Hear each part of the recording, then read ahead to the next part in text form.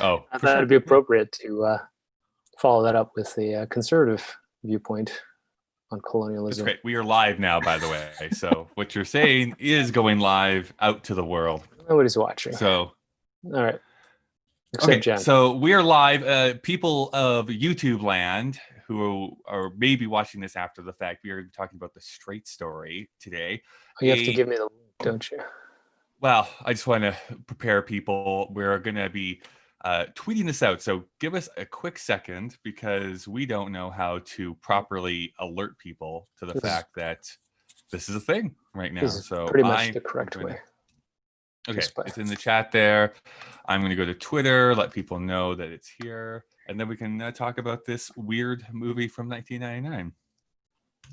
Ever heard of The Straight Story? Come and watch Kyle and Dave talk about this.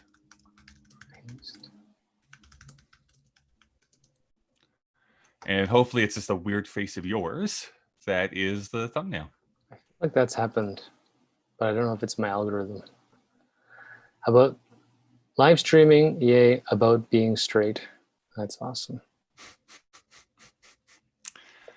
Okay. I'm going to catch. Excellent. Nobody reads my tweets anyways. All right, here we go. I definitely would recommend not doing that at all. Oh, okay. Oh, that was the other thing. I guess people can peek behind the curtain. Did you have a chance to read the shared document on the thing that I sent to you at all? About what our cold open is going to be? No? Wait, where did you post that? Oh, on that thing that I can only look on my phone. It doesn't matter. It made me download an app. Give me a second. I'll take a peek. So basically, just know that you're coming in. I have cracked the message from the first runes on the walls. Is it in a bottle? No, it's not.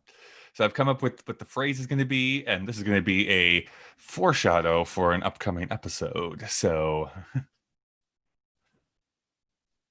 yeah. You don't really need to know what the message is. I'll just go through it. But maybe if you can work in at some point about us going onto a lawnmower or something about a lawnmower, I'll leave that up to you. just work your magic. You know, it's the whole thing. Just figure it out. Just do your thing. Jesus. Wait, what? Okay, I'll try to roll with it. I actually wasn't paying attention because I was trying to open up the Pages app. So let's just make it happen. Just go. Wait, am I starting? Yeah, I'll be there in the room, and I'm like writing in my notebook. All right. Why don't I start with? Hey, Kyle, do you have somewhere I can park this? What did you come on? It's I don't know what you folks out here call it, but it's a tiny machine, and I think it cuts grass. Oh yeah, a tiny machine that cuts grass. That's what everyone calls those things out here in the West. But shut up about your thing. No one cares about that thing. I cracked the first rune message, Dave. Ooh, what's a rune? Yeah, remember this deep quality fiction that we've been building up to for like the last 6 weeks? The fiction. I've cracked it, this quality fiction, and it says, when it comes time, go through. It's a terrible pickup line. I like that. Okay, we'll do that.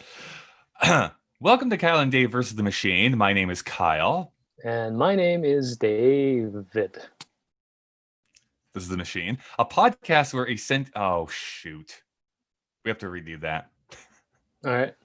Which part? I forgot to push record. Once again, Dave. Oh, like an idiot. Yeah, we'll start at the top. Pretend we haven't done anything. That way I don't have to try. By the way, behind the scenes special features for people who are actually tuning into YouTube. I did the same thing when we recorded The Sixth Sense. So if you go to our episode that went up onto our podcast feed, the first 5 minutes, I re-recorded all of my lines and see if you can figure out that I did that or not. Okay, come back in again. Oh my God. Hold on. Let me just enjoy. Let me savor that for a second. Imagine you sitting there by yourself, listening a little bit, and be like, "Oh," and then I say, Yeah, this is me re-recording my lines. Oh, huh? Okay. "You don't All right, say." go again. So bossy. Hey, Kyle. Hey, do you know where I can What? park this thing? What did you come on? It's this thing. What do you guys call it out here? It's like a little machine. It's got a chair. I think you cut grass with it. Oh yeah, a little machine that cuts grass. Yeah, that's what we call it out here in the West. Anyway, shut up about your thing. No one cares. We are, and we actually more appropriately, I cracked the first rune message. What's a rune again? You know this like deep quality fiction that we've been building for the last 6 weeks? Well, I've cracked this message. It's been written and scrawled upon my walls. At least the first line I've unearthed. It says, "When it comes time, go through." That's a terrible pickup line. We nailed it. Yeah, it felt good. All right. I'll be It honest felt with really you. good that second time. We Okay. should Stanley Kubrick it and just do another 50 and then use the Another first one. 50 takes of that. Yeah. Welcome to Kyle and Dave versus the Machine. My name is Kyle. And my name is David. This is the Machine. This is a podcast where a sentient machine forces us to watch movies in order to prevent it from initiating the apocalypse. Although we do tend to talk about the ideas of the movie rather than the movie itself. Today, we're going to be watching the film The Straight Story. Huh. And then you'll hear like the revving of a lawnmower engine. Right. Like, all right. Oh, that was pretty good. It's like you've been around those things a lot. All the time. Fun fact, actually. So we had this push mower, like this little orange little push mower, and I actually preferred it because I thought it cut the grass better than the riding lawnmower on my farm. So I really enjoyed the exercise of pushing this thing around like half an acre of grass in the summertime. One day, I just filled it up with gas and accidentally spilled some on the top of it. And I was like, whatever, it'll be fine. It'll evaporate by the time I start this thing. Third pull catches on fire. The whole thing is just on fire on the top of this like push mower, and I ran away. I just like bolted, like I don't know what to do. This thing is going to explode. And so then I had to come back and I like beat it out to like put out the flames, and never told my parents that I set the lawnmower on fire. Well, considering they're the only ones that listen to this podcast, they do know now. Also, this Right. is the great material you'll get. If you become a Patreon supporter, you can get access to all of Kyle's anecdotes about growing up on a farm. On a farm. Who knows if this is even going to be in the episode, but we'll see. Dave, before we jump into our like relationship with this film and David Lynch in general, I do want to double back on something. We actually received a message, an email message to our email account, which you can do as well. Kyle and Dave vs the machine at gmail.com is where you can send feedback to. And this is from, I'm going to say it's Jessica. I think it's Jessica. I forgot to write it down.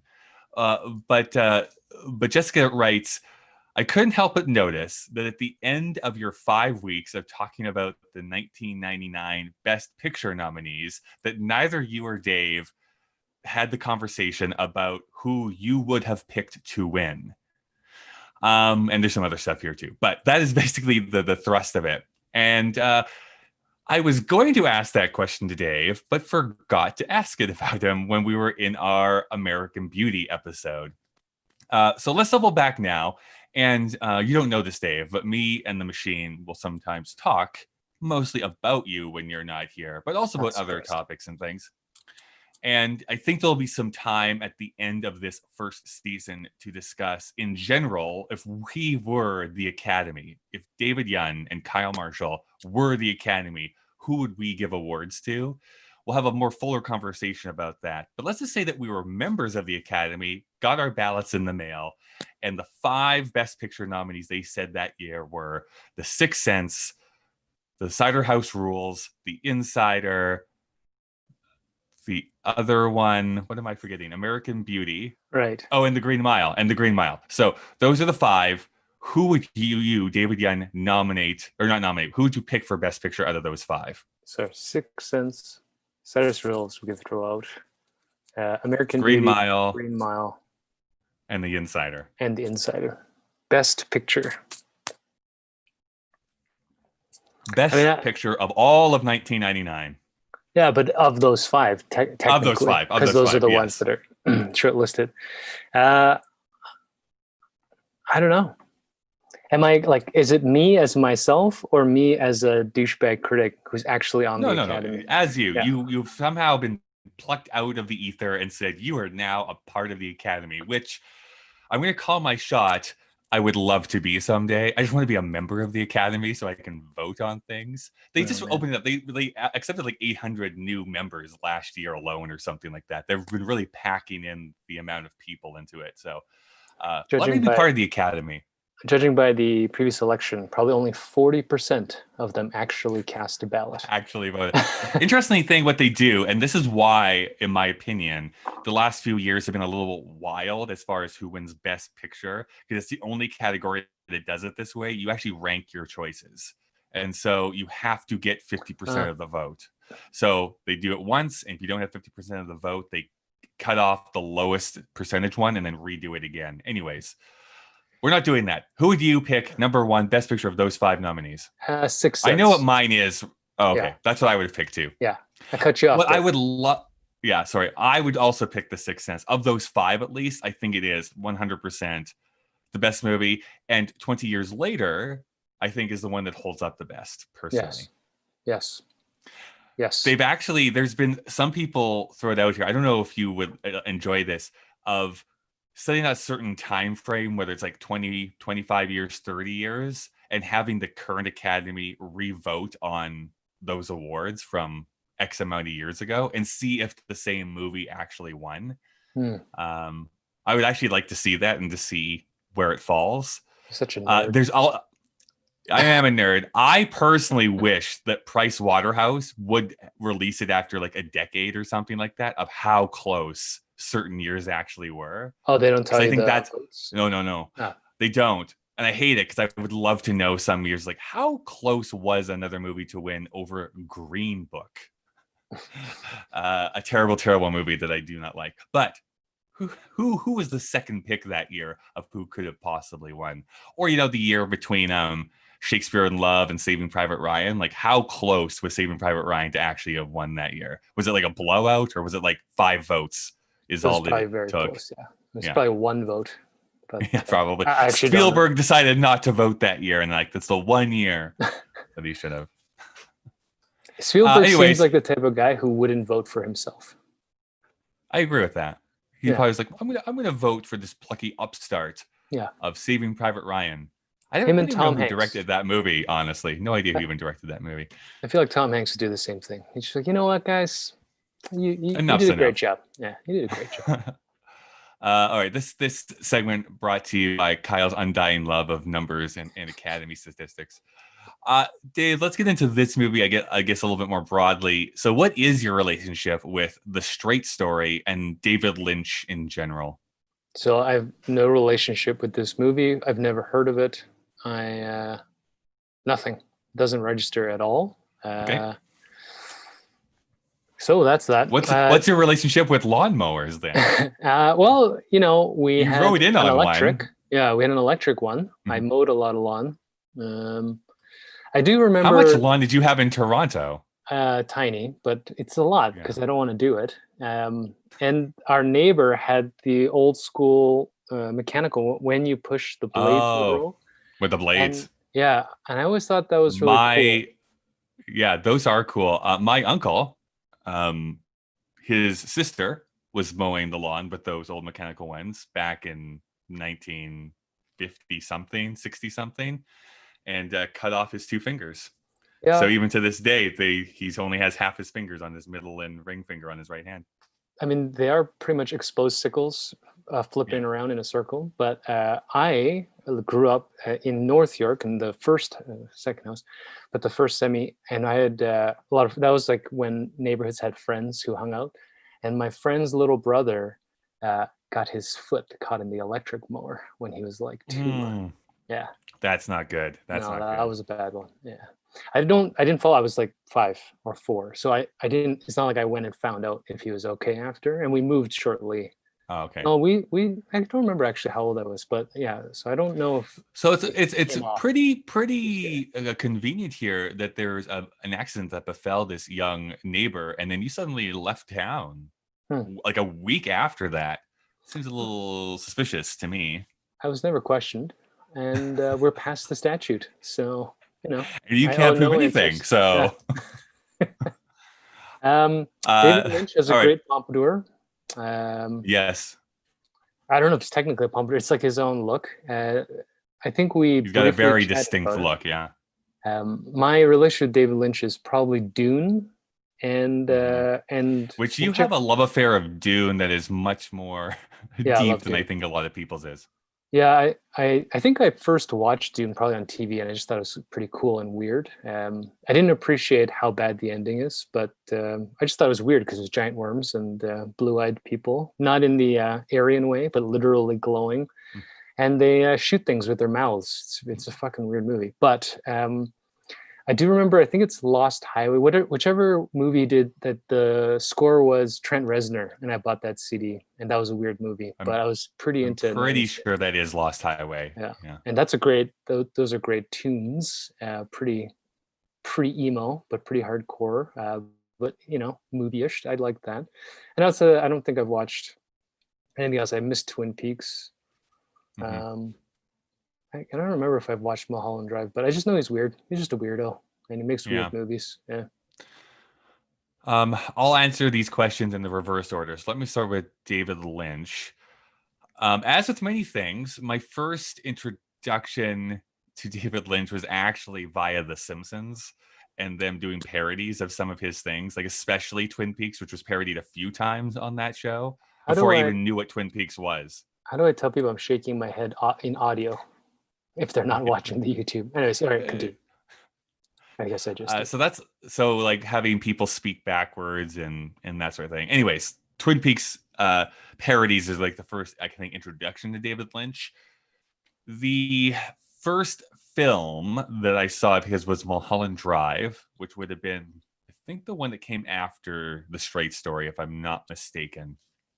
Um, as a pretentious university student, I tried to convince myself that it was brilliant and that it was like one of my favorite films.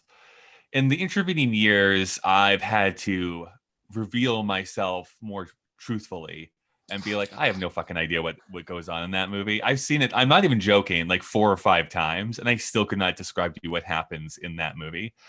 And I think that has actually soured me a lot on David Lynch. And I have a little bit of a prejudice against him because there's that movie, and I started watching Twin Peaks when it was still on Canadian Netflix, which I don't think it actually still is on there anymore. And I lasted, I think, halfway through the first season, and I had to be like, you know what? I'm not actually enjoying this experience. I think it's too weird. It's too off-putting. That being said, I think that there's something about that. I do actually enjoy the concept of David Lynch more than I actually enjoy the experience of watching a David Lynch movie. I like that there's someone in Hollywood that's like, I don't care about your things that you like to do. I'm just going to do my own thing, and be very truthful to that. So, like, I respect him as an artistic force, but He's I a can't human. Yeah, really, he's human. yeah, I just can't say that I've actually ever really enjoyed. Like, there's not a deep love of David Lynch that I find some other people have. Like when the new Twin Peaks came out, Twin Peaks: The Return, a couple of years ago, like it was hailed as one of like the best quote unquote movies of like the last decade, even though it was a miniseries. And I hate it when people say that miniseries are movies, but it felt like a theatrical experience and it was structured like a long movie and blah blah blah blah. I don't care. I never watched it because I just had such a uh, negative reaction to the first season of Twin Peaks, but it is some people's jam. Great. I'm not going to yuck anyone's yum. It's just not my thing. And so I haven't seen a lot more outside of Mulholland Drive and some of Twin Peaks. So this will be my first like foray into it. Um, Other than I could actually watch interviews with David Lynch almost all day long. I think he's a fascinating person just to listen to and speak about.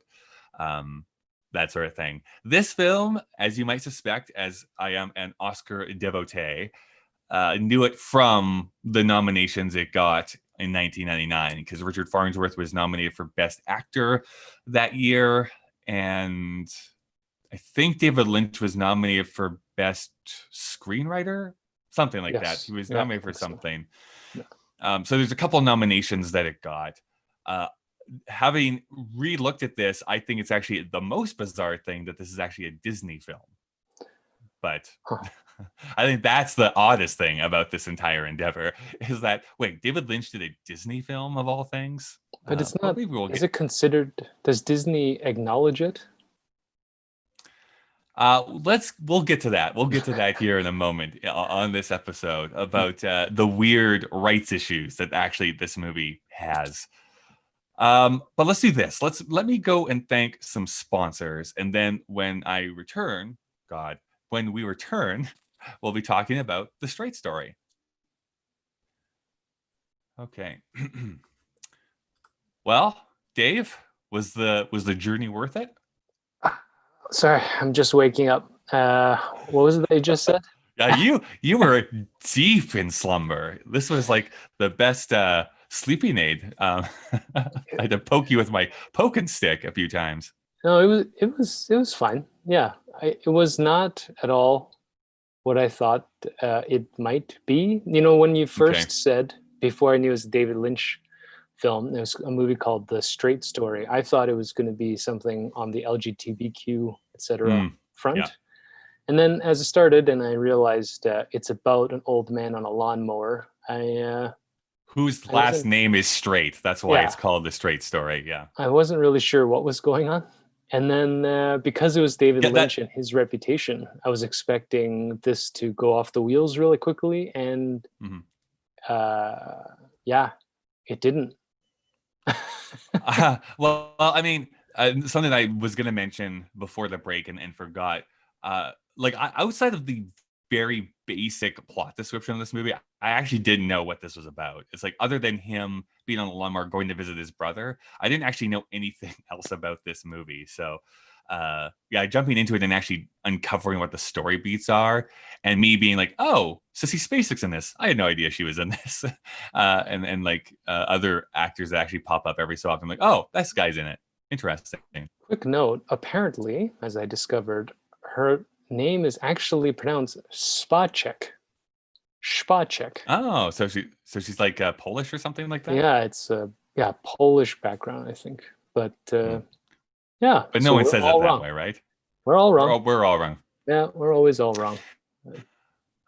Well, what were your, to, I guess, go a little bit deeper, non-spoilery section here. What were your thoughts on the movie as a whole then, as a work of art?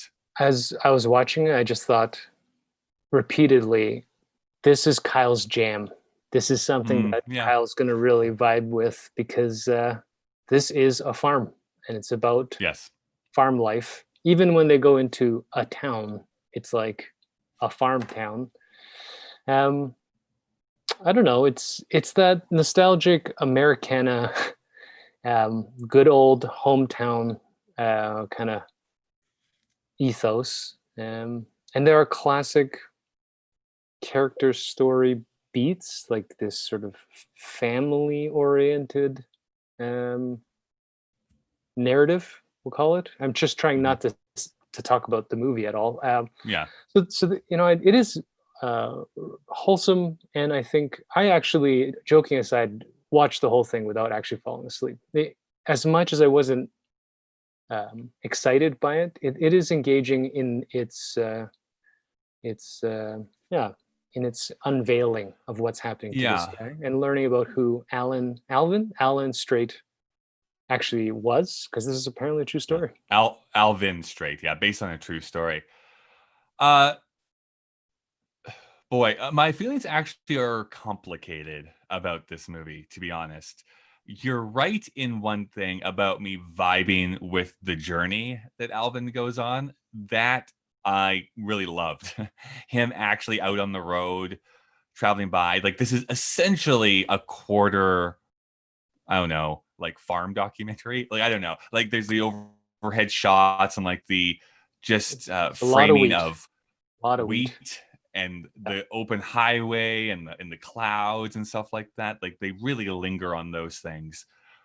I found the first 15, maybe up to 20 minutes being like, uh-oh, I'm going to hate this movie. Uh-oh, I'm going to hate this movie.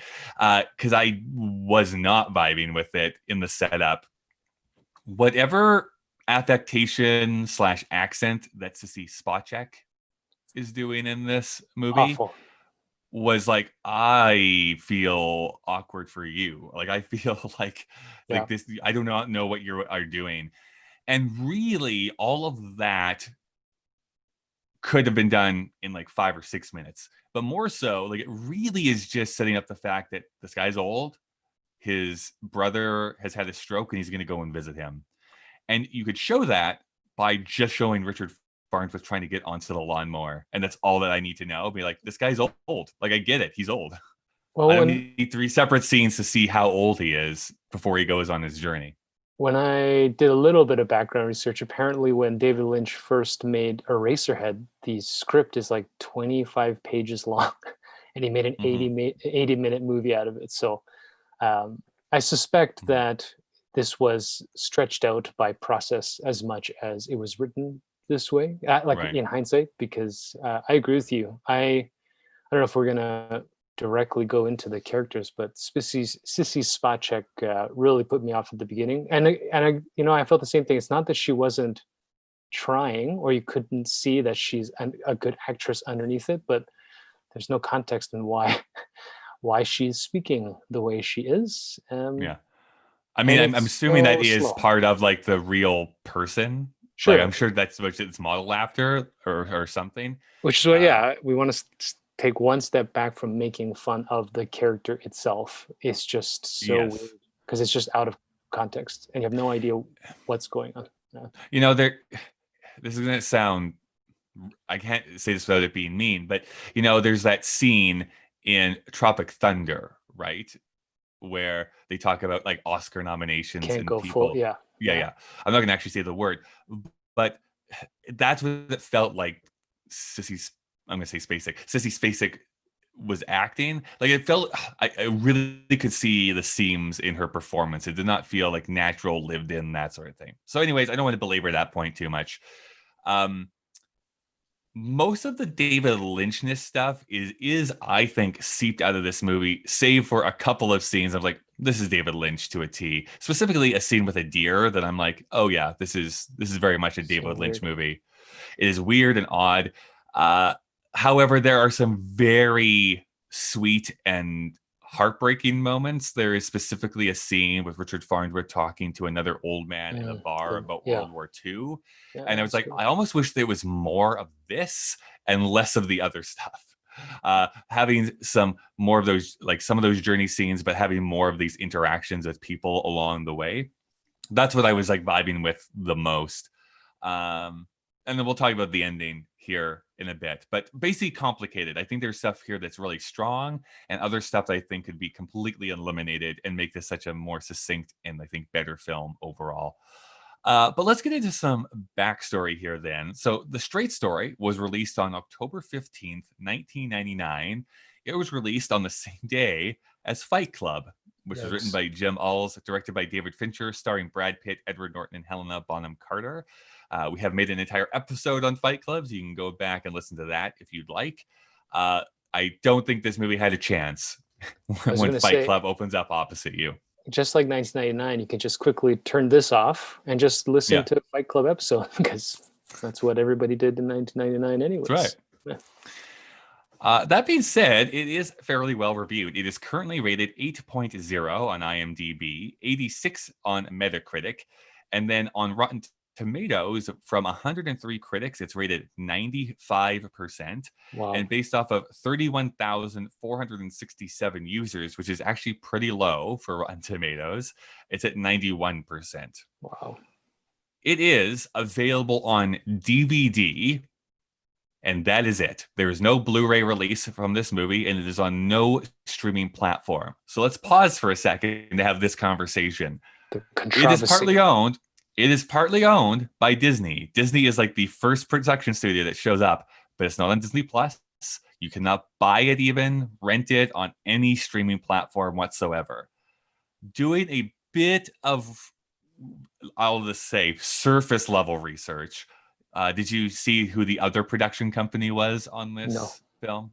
No. It is Studio Canal or Canal Plus over in France. Right. Which France, I will say, France loves David Lynch. Like, they loves would, David Lynch. They would. And so he often gets part of his financing from like all over the world sort of thing. And from what I can understand, they own the international rights to it. And so I think Disney has just not allowed it to be on any other platform. I don't know, out of spite or something like that or what. But even though it is partly owned by Disney, it is not on Disney Plus. You can't get it anywhere. And if I could log in via a France VPN, I could check it out and see if it's somewhere over there. But yeah, you cannot find this movie very easily. Disney probably just forgot that it exists because they're just like, there's no singing, there's no princesses, and now there's no exploding superheroes. It just doesn't register. I will put it to you, Dave, that on the Disney Plus platform is $1 Million Duck. So them forgetting about a movie that actually exists, I don't know if that actually explains it 100% or not. So its budget to make this film was $10 million, which is pretty low, I would say, for a Disney-produced film. Sure. It opened to $92,000. It did not do very well in its first opening weekend. Domestically, it would go on to make $6 million. Internationally, basically nothing, but $213,000. So it was told was $6 million or $10 million with inflation. So it did not even cover the budget to this movie. Got some awards recognition, but really this movie was not a huge hit at the time at the box office. Its plot description from IMDb is: an old man makes a long journey by lawnmower to mend his relationship with his ill brother. So that is the plot of this movie. It stars Richard Farnsworth as Alvin, Sissy Spacek as Rose, and Harry Dean Stanton as Lyle. Anything you want to say about any of those actors, Dave? Sure. I mean, before I get to the dark stuff, I just had this great thought from the plot description of him on that manual lawnmower, with the blades, and just like almost like a, like a, what do you call them? Oh, shit, scooter. Wow. I am getting old. Little rascal scooter. Well, I have a sad thing. So Richard Farnsworth has an Oscar, so he seems like a nice guy. Started off as stuntman.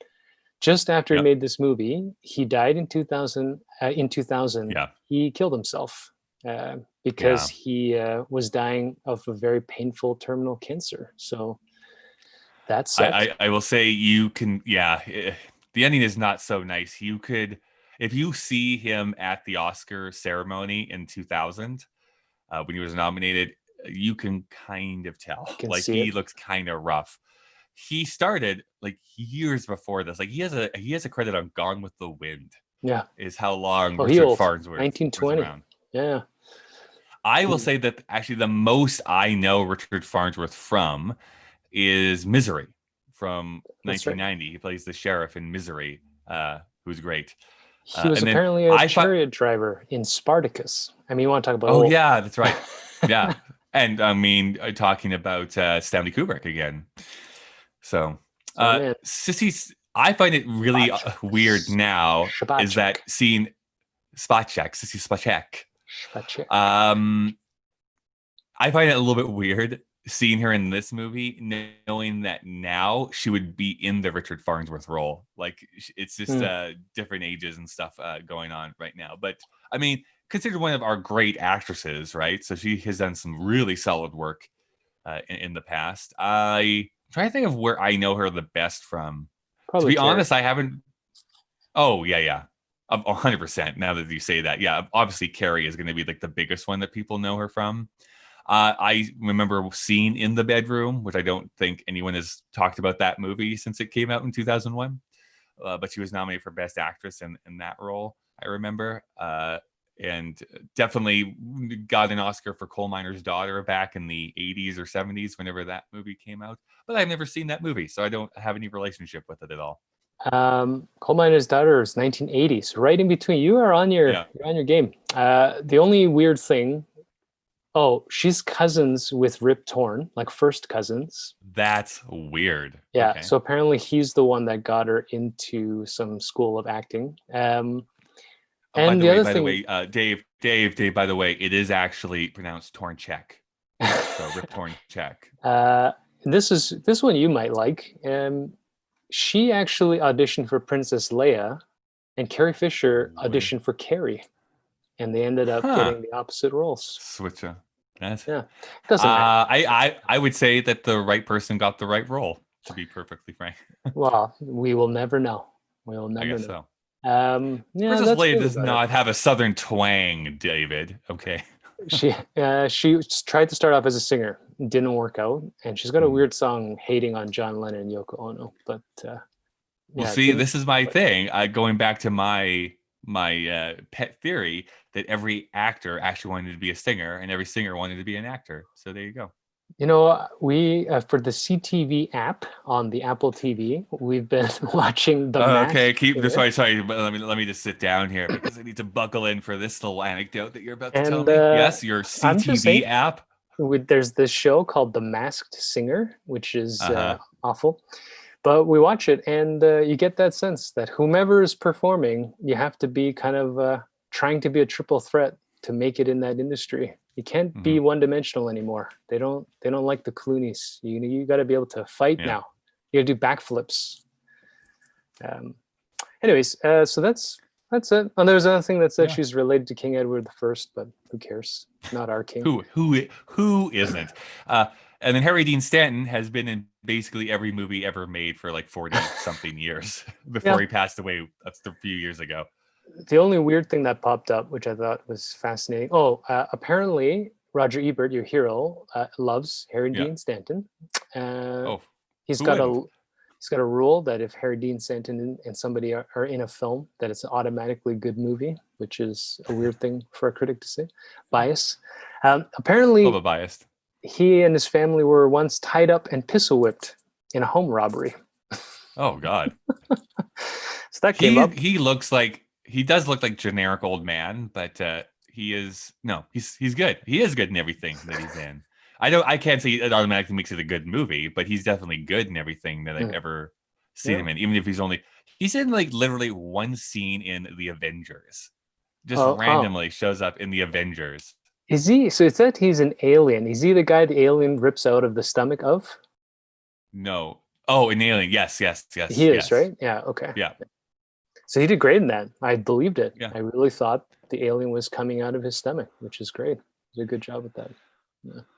Kind of adding to the weirdness of a David Lynch project here. This was written by John Roach and Mary Sweeney.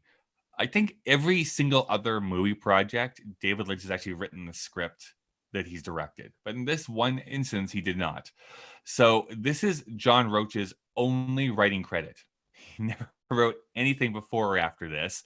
And this was Mary Sweeney's first writing credit. She'd go on to write a couple of other films and an episode of the TV show The Romanoffs. She was also married to David Lynch for a year. I will point that out. Well, apparently she was his editor. I was going to say, because her whole career, she was editor, producer, worked on David Lynch's other projects like Twin Peaks, Lost Highway, Mulholland Drive. And they married, I think, in 2001 and divorced in 2001. But anyways, I think they still work together. Directed, of course, by David Lynch.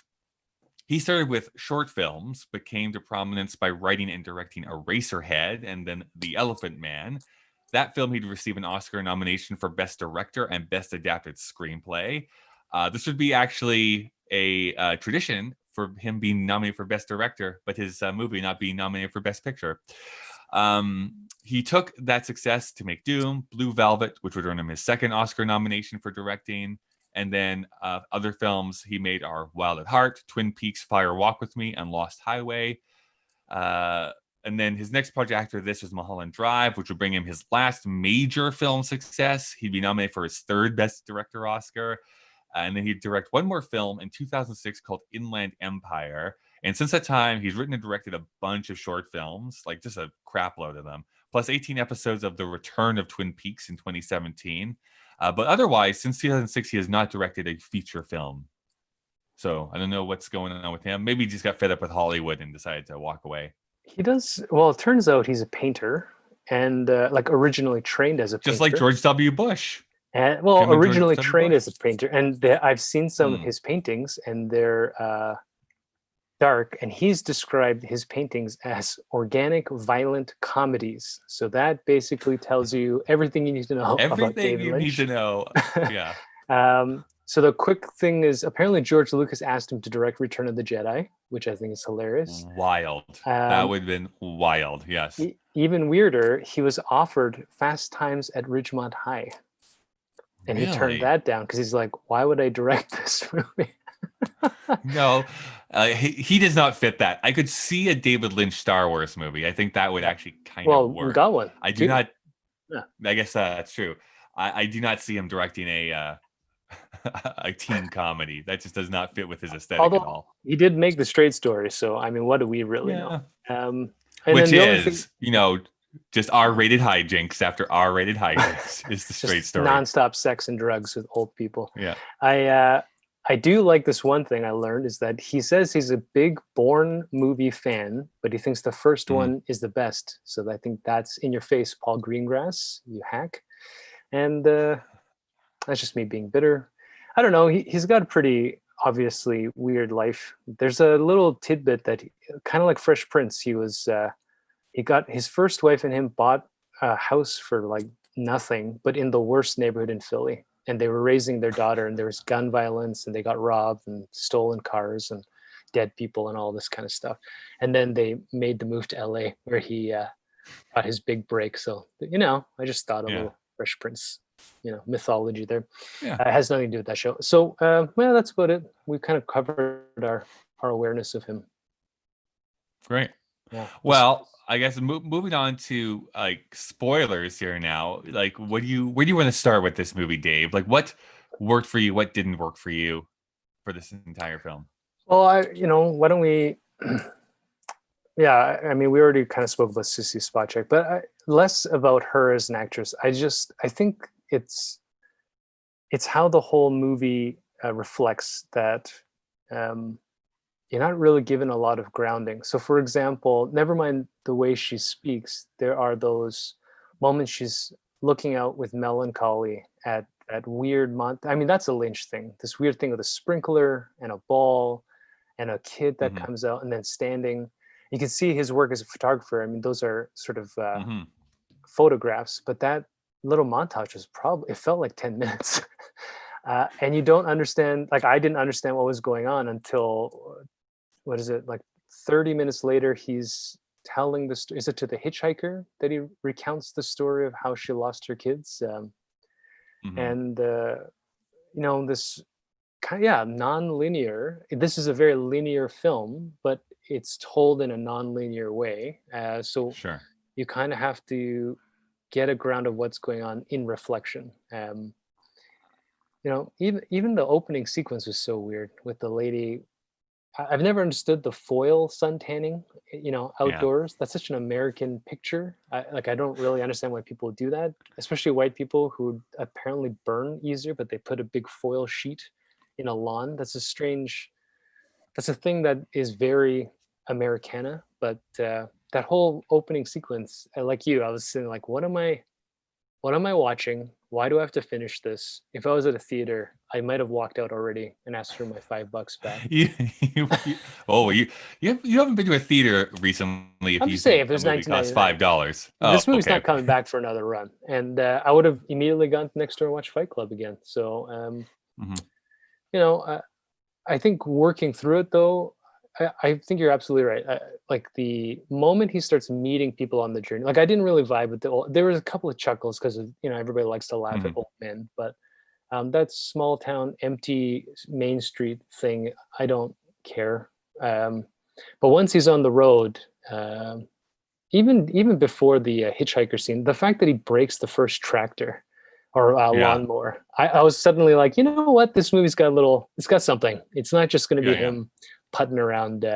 He fucked it up, but he still wants to go. So I was like, there's a little bit of not an odyssey, but there's this feeling that this is going to be a real, maybe an odyssey. There's going to be a story in this. And then all of the actual interactions with the people he meets on the road are great. Actually, I think that's where the writing in the movie has real meat. And Yeah. I too thought the veteran to veteran storytelling was like the mea culpa, the best part of the film. That revelation of the kill shot. That's and the emotion. I mean, I guess that's why he was nominated for an Oscar. But that scene with the two old men, you could just Hmm.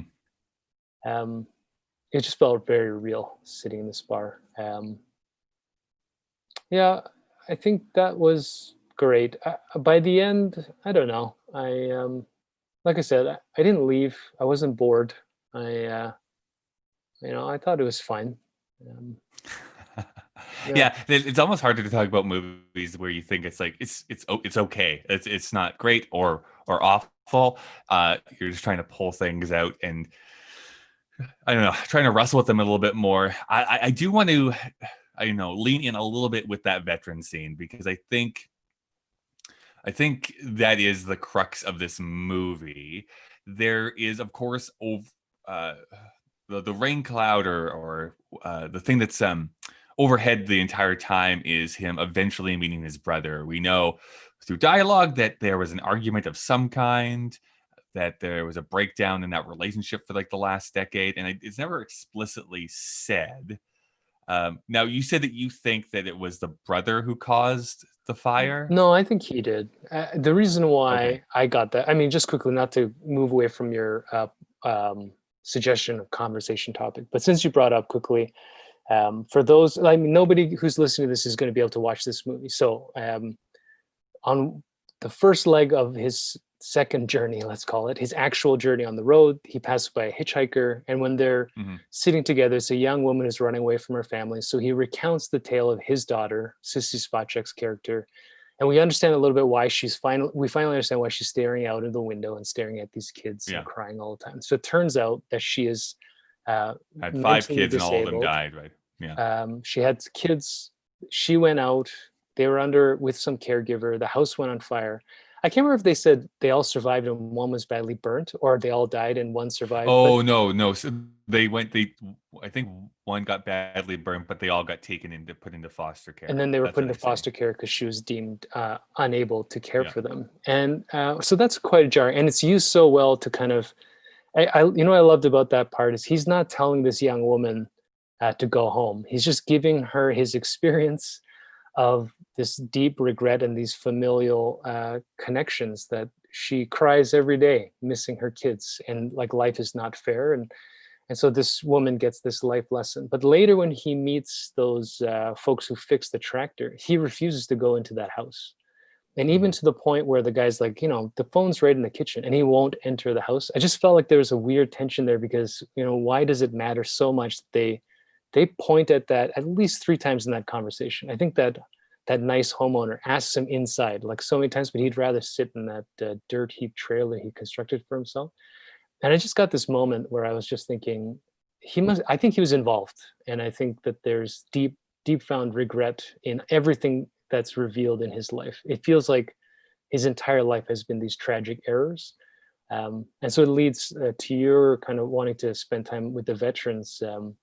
Even there, as the story unwinds itself, which is a fantastic script portion, like it's the conversation so well written and believable when he finally recounts his World War experience. I mean, it's pretty gripping. It's some gripping stuff. Yeah, it's like I guess you don't really realize what you have until it's gone, right? I think the tragedy of life in many ways is that when you're growing up, you think like the stories of your parents or even your grandparents have nothing to do with you and you're not as interested. And then you get older and want to hear those stories, and either they're too old to remember, or they can't remember, or they passed away and they can't tell you about it anymore. And there's a bit of a tragedy I've always found with that. Like the moment I really wanted to know more about my grandmother, she was unable to tell me more about her life. Is it in this movie, or it's just a general adage, right? Youth is wasted on the young. I think, Yeah. yeah. He's got a different line actually about being old. They ask him, right? Those the frat boys. Yeah. Oh, I can't remember what he's saying. Oh, no, I can't remember. I didn't write it All down. right, we'll But look it up. Anyway, so keep going, keep going. I'll actually. well, I was going to say too, is that it's interesting that we've watched this movie right after we saw Magnolia, where Magnolia is really concerned with the relationship between fathers and sons. Well, at least fathers and children in that film. I actually find this film is much more the relationship between siblings is what keeps kind of coming up again and again. He's, of course, going to see his brother.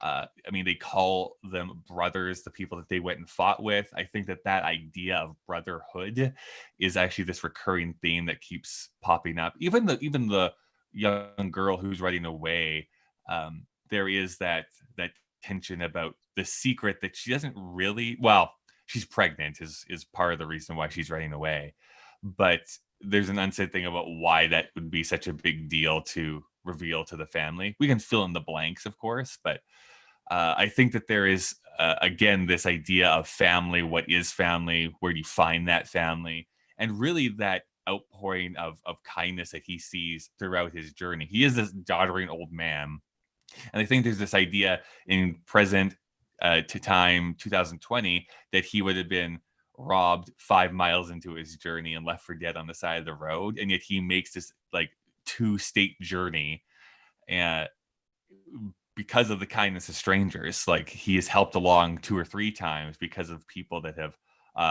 allowed their kindness to shine through, sort of thing. Specifically about that scene that I love, though, is there's that revealing. I think that so often we look at that generation who is essentially almost all died out now, like the World War II veterans that, played everything close to their chest. They didn't show emotion. And I feel like this actually might be a window into the world of going into a legion or going into an old dive bar in those little small towns where real truths were unearthed, but only amongst each other. They would not say this to their family. They would not say this to someone else that hadn't already had a part of that life experience at the same time. So yeah, I think just again because nobody can watch this movie, the big reveal, if we're going to spoil that much, is the friend he makes talks about how difficult it was to be a soldier, and Alvin Straight's story was like that story, plus he was a great sniper, apparently inadvertently had killed one of his own men in an ambush. And I think I watched this video a few months ago, and it was a British World War II vet meeting a young veteran from Afghanistan. And it was, I think, around mental illness, but kind of as you brought up, this sort of PTSD inducing army culture where you just put up or shut up and shut up. But it was a similar feel when this old man, even though they're fundamentally different wars, the experience at its core is the same. And they're both weeping, and they've both been shot. They both lived in fear. And, to your earlier point, trying to compare it to Magnolia, I think I agree. The familial themes are important, but I think this movie is told with a sense of grace, because it's not. Magnolia is like this finger pointing, angsty highlight of relationships. So it's like the father's shit, the son's shit, everybody's shit, fuck everybody. This movie is more about a man coming to terms with the mistakes, not even mistakes, but the decisions and the life that he's led through the way he speaks to everyone he meets, and that sense of vulnerability and that sense of like just putting it out for us, but in this narrative for other people to see him as he is in his last days of his life, is why I could keep watching this movie. I thought it had a great soul. His quote, I just Googled it, when the kid asked him, like, what's the, I don't remember what he said when he was the best part of being old, but he asked him what the worst part of being old is. And he said, the worst part of being old is remembering that I was young, or remembering Right, when you were right. young. And even that is like, it's not that Hollywood, right? It's not this thing where he's like talking about how he's in his golden age. There's a lot of remorse, but it's done without a lot of that violence and anger. It's just he's driving through it. He's riding it out on his mower. Right. Yeah. Well, I think that there is, in a way, like the more I thought about it, I feel like his journey, at least in the film, again, don't know about like the real life story necessarily, but at least in the film, it feels like him being on this mower, going to his brother, is a sort of penance that he's giving to himself, Yeah. because he could go by bus, he could have someone drive him over there. There's other ways to get to his brother if he really wanted to, and he's decided, no, I got to do it this way, and this is The the way right I'm way. going to do it. Yep. I'm going to do it over whatever it is, 2.5 months of uh, driving by lawnmower.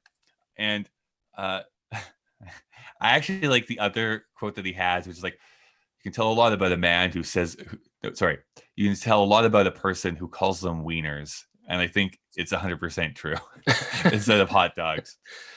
But I mean, there's eventually, and it only like it's the very end of the film where he meets Harry Dean Stanton. He comes to his brother's house eventually, and it's only like a 5-minute scene before the credits are starting to go. Like it really is them seeing each other, sitting down, and there's about to be a conversation with them. I don't know. How did you take that scene? Um, I mean, it's bipolar, right? There's an element where it feels anticlimactic, and then there's an element where it has a beauty in it because it doesn't matter what they say. There's a lot of emotion that's portrayed, and the fact that they sit together on the porch. It's so old American, but they sit together on the porch. I mean, that in itself is a visual representation of a peace being brokered.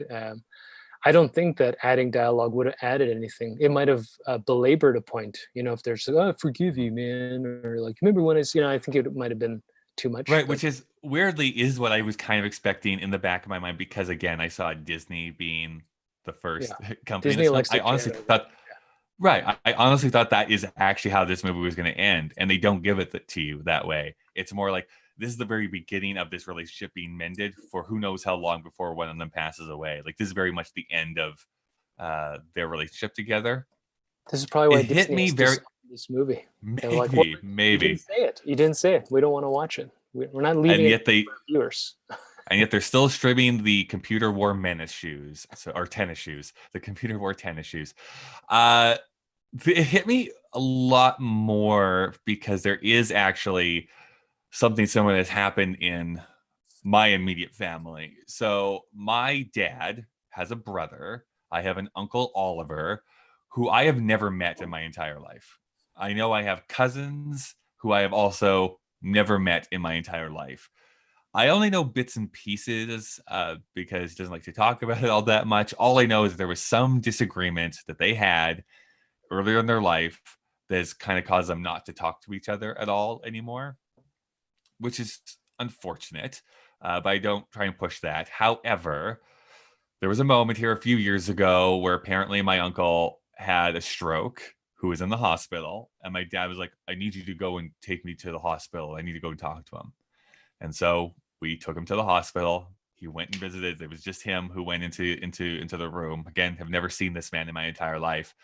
And it was a very short conversation, apparently, because again, I think it has something to do with my aunt, so my uncle Oliver's wife, who basically kept that meeting, that reuniting, pretty short.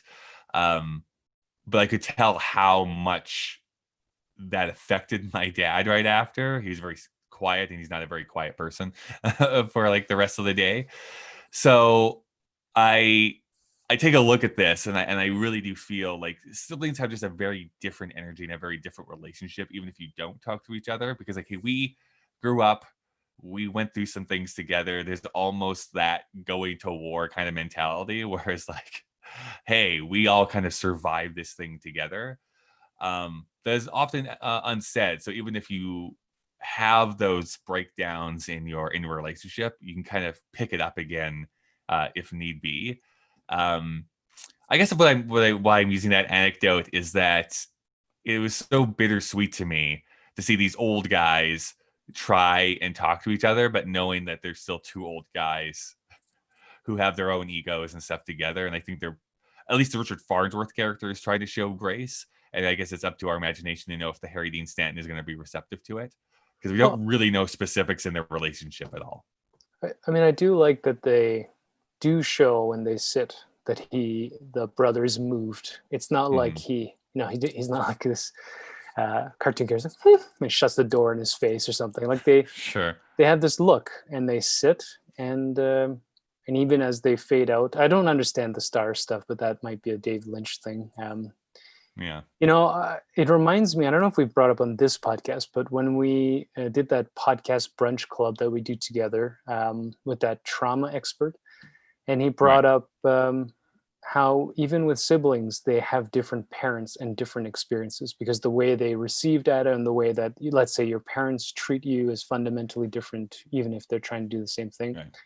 And so, sorry, just to fill people in, who are listening to this, I host something called Podcast Brunch Club, which is a worldwide organization that give you certain podcast episodes to listen to each month. And yes, one month we were listening to, I think it was trauma in general, wasn't it? I think it might have been addiction, but it might be trauma. Oh, sorry, yeah, it was addiction. Was a topic, and one of them was this trauma expert talking about their expertise. Right. And I'll just quickly say the host of that podcast is an idiot. But I thought it was fascinating. And to your point, it's not restricted to families, but I think families bear this burden the heaviest because, the weight, the sort of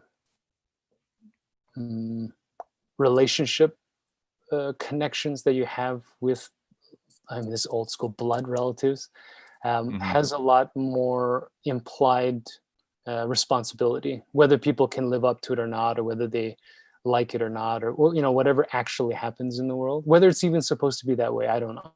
But there's something about being in a family group that culturally puts a lot more burden on you. And if that breaks, that fracture can be so much deeper. My mom's got stories about her extended family back in Korea that are like that. Apparently, relationships that were broken.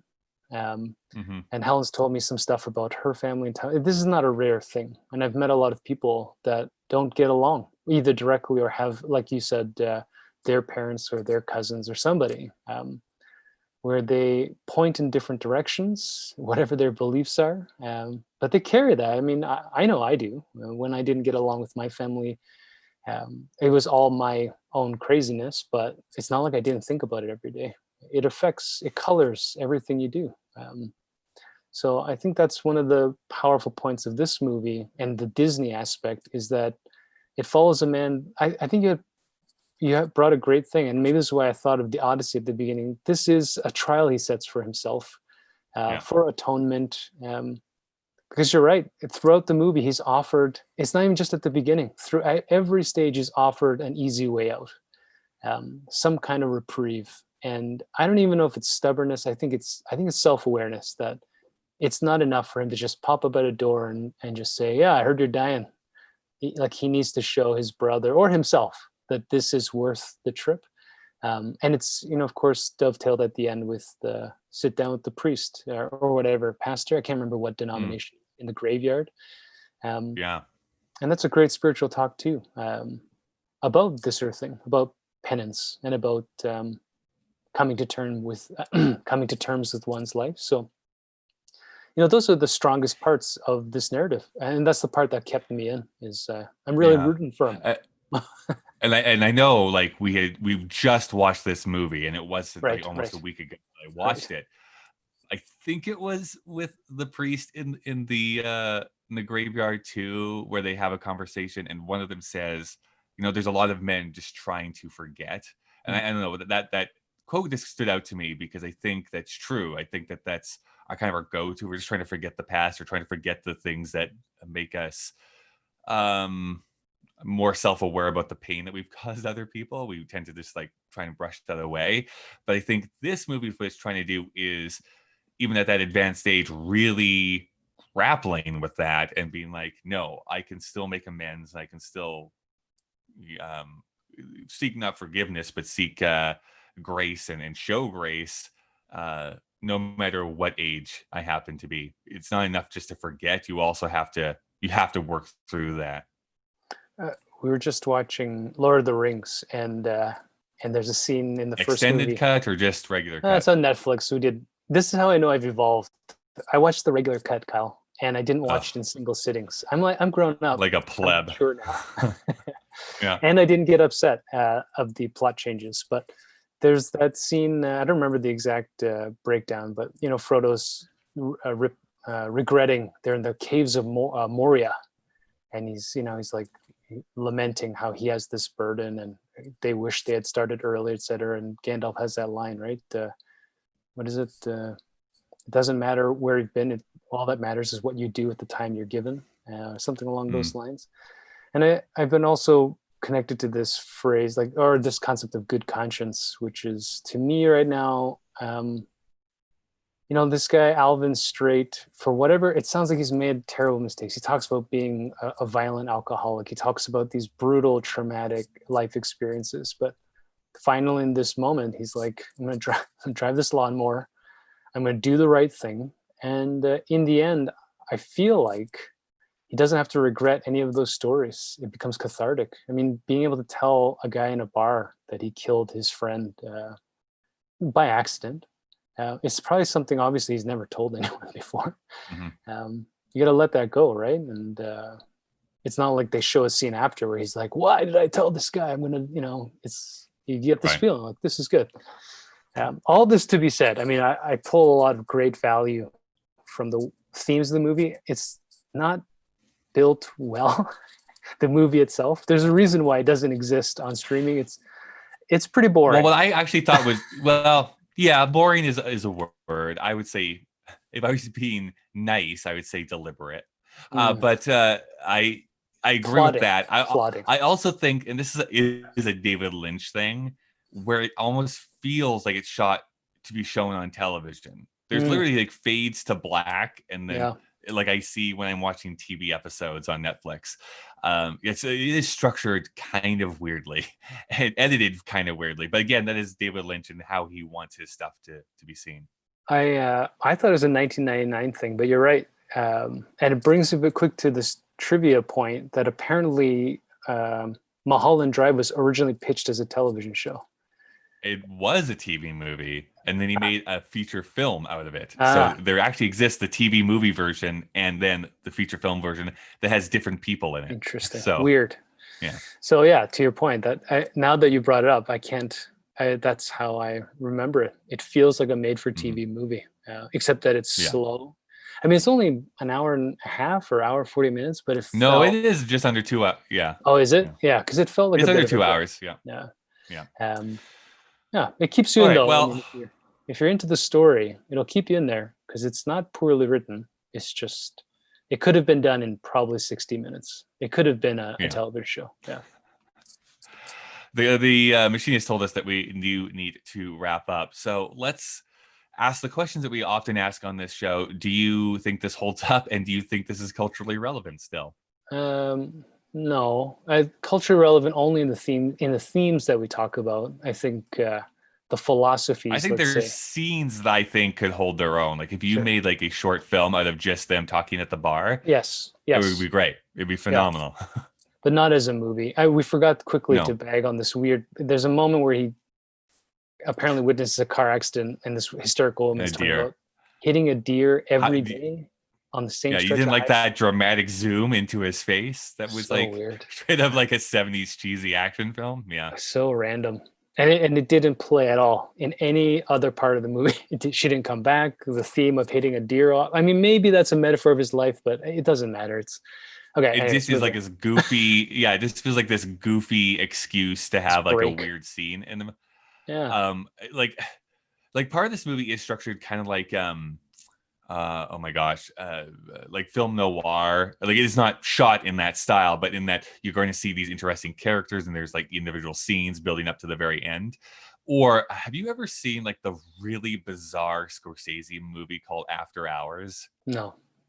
So it's in 1985. It's I think his only technical comedy that he's ever directed. And it's like this guy's one night in New York City where like literally everything goes wrong and like everyone is acting at an 11, and it's everything is so bizarre.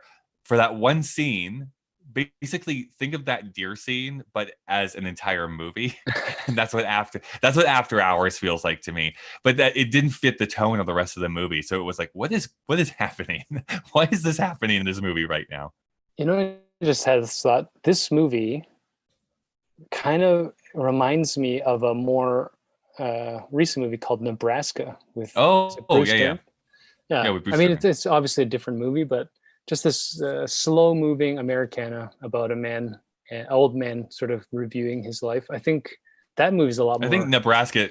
I was gonna say I think Nebraska is stronger in its Yeah, themes, but that's a lot better movie than this. But so yeah, I don't think it holds up. And to your point, like taking pieces out, I mean, it's not the movie that holds up. Those are just universal narrative exactly. concepts that are great. Yeah.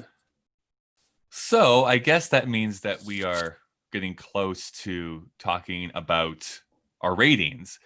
Let me step back here. So that's what Dave and I thought. But what do you think? You can send feedback to kyleanddavevsthemachine at gmail.com. You can also find us on Twitter or Instagram with the handle KDVSTM. And if you want to see the entire list of films we've watched and the ratings we've given, you can go to our Letterboxd page, letterboxd.com/KDVSTM. And if you want to support us monetarily so that we can continue doing this podcast and not usher in the apocalypse, you can go to our Patreon page. There's a link in the show notes of this episode. You can support for as low as $1 a month. Of course, we do not want you to donate if it in any way causes you financial hardship. And something you can do for absolutely free is to leave a rating and I saw you laughing. Something that you can do for absolutely free is to leave a rating and review on whatever app you use for podcasts. But let's get to the rating of this movie. Dave, what would you rate this movie out of 5? Yeah, I think I'm going to lowball it. I'm thinking like a 2. As much as Wow. Okay. yeah, That we're is pretty drawing low. a lot that I like, but I don't think I'd ever want to watch this movie again. And I think that these themes that are well represented are done better elsewhere. So, Yeah. um, and even what's his name, Farnsworth. Richard Farnsworth. Yeah. Is that an Oscar-winning performance? I mean, the first Right. hour until he hits the bar, I didn't even think he was acting. I don't know. He just was. Yeah. Yeah. So I felt a little underwhelmed by the actual movie itself. I will say this. I really wrestled with how I wanted to rate this. I will say most of this movie, I was thinking 3, 3, 3, 3. I'm going to give this movie a 3 probably. I honestly, I'm giving it a half a star more just for the couple of scenes that I thought were like super, super stellar. So I'm rating this film, I wouldn't say relatively higher than you, but it's kind of my like, honestly, this is like my go-to rating if it's like, it was okay. So I'm giving it 3.5 is what I'm giving this movie. I was a 70%. Okay. I mean, I'm just thinking in terms of percentage point.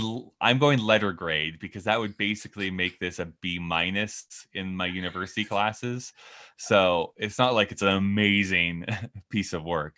I feel I'm like just saying. I feel like a Darth Sidious, and I'm slowly corrupting you. And at some point, you're going to join me, where we're going to cynically give everything. Everything's going to start at a 0 and have to earn their way up to a 4 or 5. Yeah. Here's your tip, and I'm going to take $1 away every time you do something wrong. Well, Dave, that means that it does average out to 2.75, which unfortunately makes it tie with 7 other films. I'm ready. Yeah, 7 other films. So I'll go from top to bottom. Tarzan, Notting Hill, South Park, Sleepy Hollow, Mystery Men, She's All That, and Ravenous. So how would you fit that into those? I was thinking below until we got to She's All That. I think I would put it above She's All That. What was above Yes, I She's would All agree That? with that. Mystery Men. Oh man, I remember liking that movie more until we rewatched it. Right, like Right. I agree with that. Yeah. I held that movie in quite high esteem. Um, and then after that's your favorite, right? South Park. No, it's Sleepy Hollow is right above Mystery Sleepy Men. Hollow. I might put it between Sleepy Hollow and Mystery Men. Oh. I don't know. Yeah. Well, then we won't have to fight very much because that's what I was going to actually say. Is I think it should go between those two. Yeah. I think Sleepy Hollow is a better film. I would rewatch that movie over this one if I was given the option. Yeah, that's fair.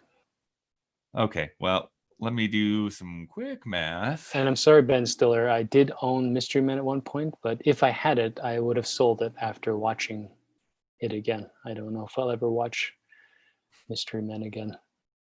Still has some good beats, The Phoenix. Great. You can't stop the beats. Stop the beats. We should do a karaoke version. We should review a musical and only sing our review. I could see the excitement in your face. You're thinking about how much you want to do that. I would love it. Oh, man. Wait until we get to a certain movie that we might be talking about next year. So that means that The Straight Story is entering our list at the number 32 position. Boy, we've seen a lot of films, haven't we, Dave? God, it's getting crazy. Not to mention all the other movies we're watching on the side. Like I finished the Lord of the Rings trilogy last week. Right. And not that we're going to be watching Citizen Kane together at some point in the next couple of weeks. So I'm going to push this button. This will tell us, of course. Let me do that again. Let's find out what we're watching next week. Let me push this button. Oh, this is super exciting, Dave. Next week, we're going to be talking about Man on the Moon.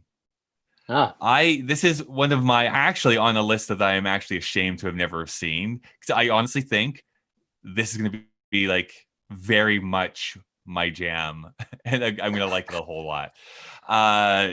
Mostly because it includes Jim Carrey, who I happen to like. It's talking about Andy Kaufman, who I love his story. It's directed by Milos Forman, who I'm a big fan of his direction. And it's probably going to be, at least part of that story is going to be about professional wrestling, which means I get to bore you with my wrestling knowledge, which I'm spoiler sure alert. You are so happy about. You're going to be so happy about. Some wrestling, as it's Have you seen Man on the Moon?